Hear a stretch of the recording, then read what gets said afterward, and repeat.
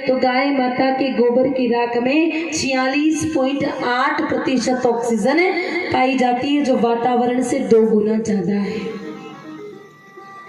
यही तो कारण है, पहले जब तबीयत खराब हो जाती, ठीक नहीं होती, तो हमारे जो बुजुर्ग थे, पूर्वज थे, वो कहीं वैद्य के पास नहीं जाते, वो तो जाते कहीं बेरू जी के यहाँ पर, जहाँ पे धुनी चलती, बाबा जी के यहाँ पे जहाँ पर धुनी चलती, तो बाबा जी क्या करते, उस धुनी में से चमटी पर राख विभूति देते कि भैया ये खा लेना तो ठीक हो जाएगा।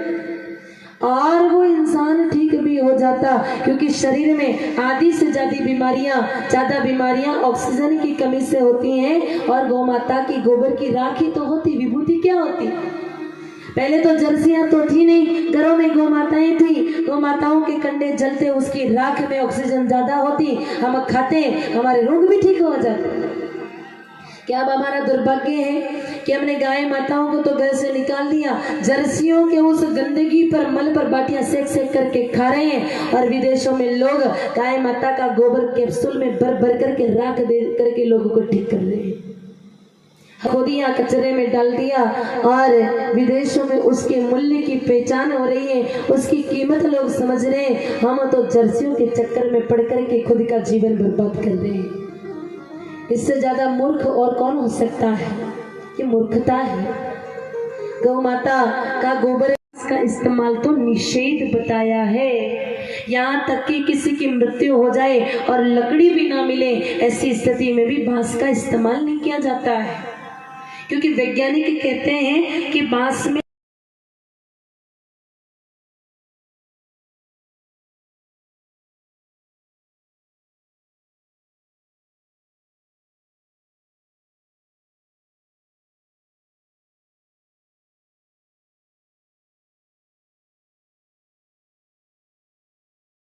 गोबर की धूप बत्ती पीछे उपलब्ध हो जाएगी, तो सभी एक एक डब्बा जरूर लेकर के जाएं। और जब आप पूजा पाठ करें, धूप बत्ती जलाएं, अगरबत्ती न जला करके गाय माता के गोबर से बने हुए इस धूप बत्ती का इस्तेमाल करें। इसके 2 लाभ हैं। जब धूप बत्ती जलेगी तो घर का वातावरण तो सात्विक होगा ही, लोगों का मन तो पवित्र होगा ही, और गोबर जलेगा तो गौ माता की एक तरीके से ये सेवा ही है। ये पैसा जो आपका गौशाला में जाएगा तो निश्चित रूप से ये आपको दो पुण्य देगा। तो सभी पीछे से एक एक धूप बत्ती जरूर लेकर के जाए, सीमित है इसलिए जिसको लेना है पहले ले ले।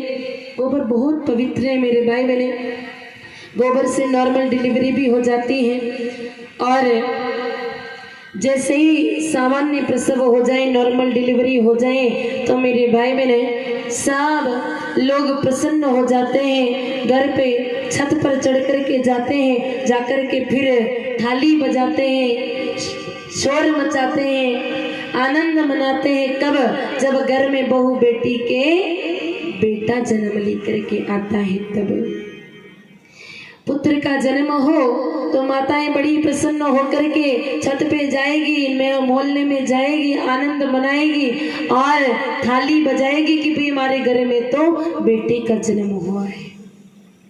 और पहली बार अगर वो बहू बिंदनी अगर किसी बेटी को जन्म दे दे तो फिर माताएं क्या बजाती है? फिर माताएं थाली नहीं बजाती है, माथा बजाती है, छोरी कटुआ की।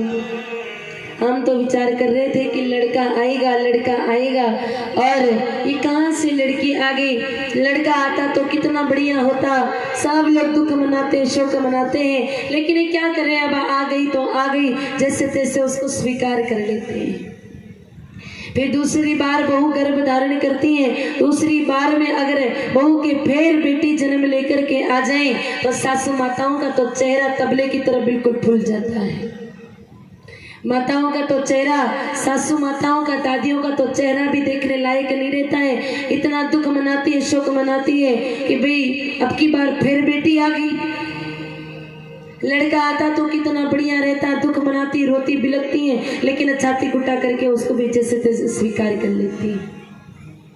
लेकिन तीसरी बार में बहू अगर गर्भ धारण करे और तीसरी बार में फिर बिटिया का जन्म हो जाए तो फिर कुछ दुष्ट सासू माताएं पहले ही उसका पता लगा करके गर्भ में ही मार डालती हैं, या जन्म ले लें तो पॉलीथीन में पैक करके अस्पतालों के बिस्तर पर, झाड़ियों में, नालियों में, मंदिरों की सीढ़ियों पर, कहीं पर भी फेंक करके आ जाती है।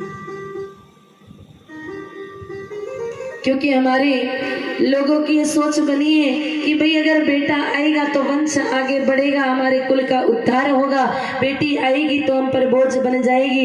लेकिन याद रखिए, एक बेटा एक कुल को तारता है, लेकिन अगर बिटिया जन्म लेकर के आए तो एक बेटी तीन कुलों को तारने का काम करती है। जहाँ जन्म लेकर के आती है उस कुल को भी तारती है, जहाँ विवाह करके जाती है उस कुल को भी तारती है, और ननिहाल पक्ष को भी निहाल करती है। 3 कुलों को तारती है बेटियां, इसलिए बेटी कोई बोझ नहीं है। लेकिन फिर भी लोगों की यही सोच है, आज अगर पहली बार बहू गर्भ धारण करे तो ये सब सासू माताएं मंदिर में जाती हैं और भगवान को कहती है, महाराज पहले तो छोड़ ही दीजिए, क्यों भाई पहली बार में छोरी आ जाएगी तो तेरा क्या ले लेगी। बहुत सारी माताएं हमारे पास में आती है, कहती महाराज आशीर्वाद दो, हम गर्भवती, हमारे पहले पुत्र प्राप्ति हो जाए। अरे भाई बेटा आएगा तो ऐसा क्या मिल जाएगा जो बेटी आपका आकर के छीन लीजिए। पढ़े लिखे हिंदुस्तान में आज हमारी यही सोच बनी है, लेकिन याद रखना ऐसा भेद तो जानवर भी नहीं करते हैं। भैंस के अगर पाड़ा हो या पाड़ी हो, भैंस कभी परवाह नहीं करती है, वो कभी भी भेद नहीं करती है, वो समान भाव से अपने बच्चों का पोषण करती है। कुतिया भी अपने बच्चों में कभी भेद नहीं करती है। वीडियो को लाइक करें, कमेंट करें और शेयर ज़रूर करें। साथ ही अगर आप हमारे चैनल पर नए हो तो सब्सक्राइब करें और साथ ही बेल आइकन ज़रूर दबाएं ताकि आने